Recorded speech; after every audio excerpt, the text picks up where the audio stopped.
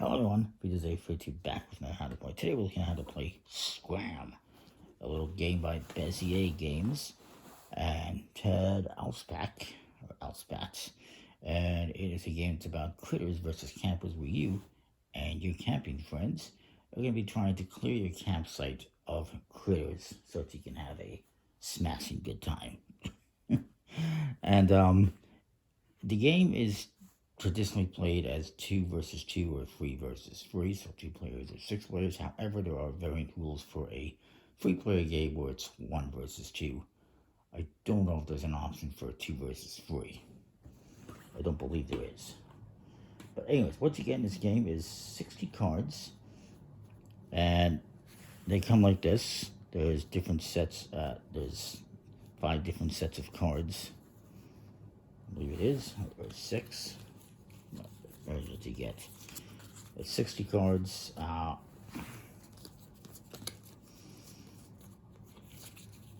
think it was 60.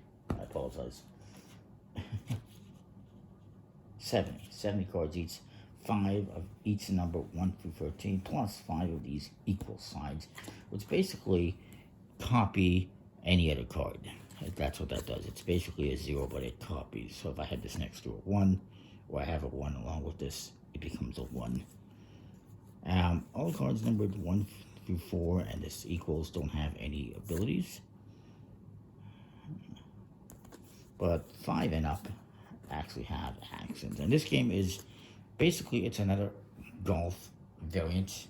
If you're familiar with golf type games, I've covered a number on my channel. This is just another variant of games like Low Down and Go Low and Free Up, Free Down and other similar games. Actually, Free Up, Free Down is not really golf, but Go Low I believe is, and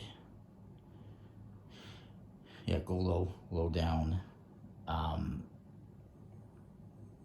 others are basically golf-based games where you are trying to have the lowest score at the end of the game. In this case, you're playing in teams, so you want to have the lowest score between you and your partner, lower than your opponents have. So you get all sorts of special cards.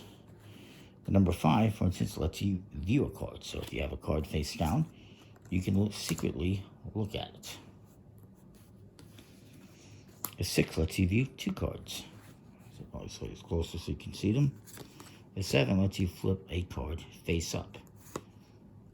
This one lets you flip 2 cards face up. And these can be yours or your partner's, even your opponent's, I suppose. This one lets you place this card face up in front of you and lets you discard 2 cards. This one lets you discard a card. So if you know that you have face down in here a high card like a 9, you can play this as an action on the discard pile and discard this card. If you have multiple 9s, you can get rid of multiple cards. This one lets you exchange 2 cards. So maybe if you have, your opponent has like a 1 or 2 and you have like a 12, you can play this and exchange those 2 cards and you give them the higher card, you take the lower card.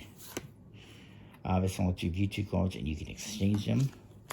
And this one lets you place this card face up in front of any player, so you can just give this to your opponents. Here, have 13.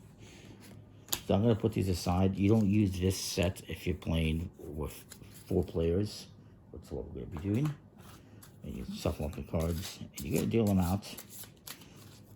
You're going to be dealing out like this. In a row, 3 face down and 2 face up to each player.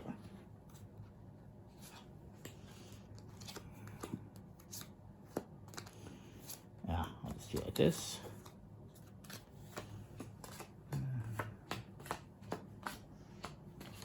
Oh, my partner is very happy. He got 2 13s. He can just get rid of those.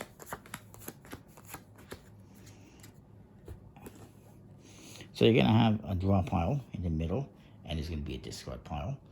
And just like most classic golf games, you're going to draw a card from the top of the deck. It's a 6.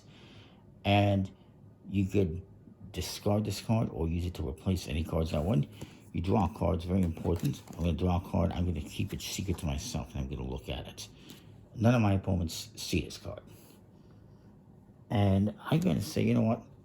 I'm going to discard this one, and I'm going to view 2 cards. And it's a 7, and let's say I look at this one. It's an 8. Excellent. So now my opponent's going to go. They can take this card if they want. And if they take this card face up and replace this card, it stays face up.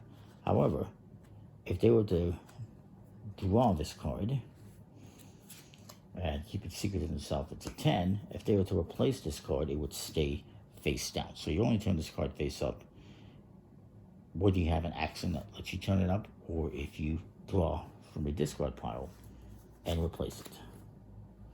But what they're going to do is, they're going to draw this card. It's a 10. They don't want it, so they're going to discard it and use the ability to discard a card.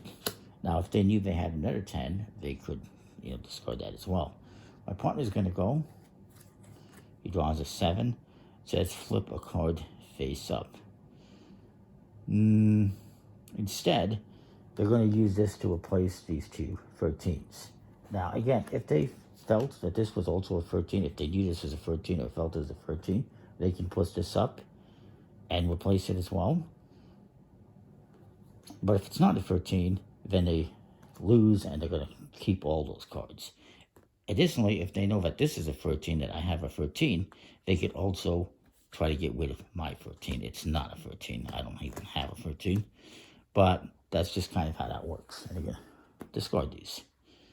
So, again, they have to be all the same number. If they're not, if you take a face down one and it's not the same number, you get to keep all the cards, basically. And you're trying to get rid of cards and trying to get rid of high cards so that you have the lowest score. It's going to be this guy's turn. He draws a card. It's a 6. He's going to use it to replace this 9. And also his partner's 9, because why not?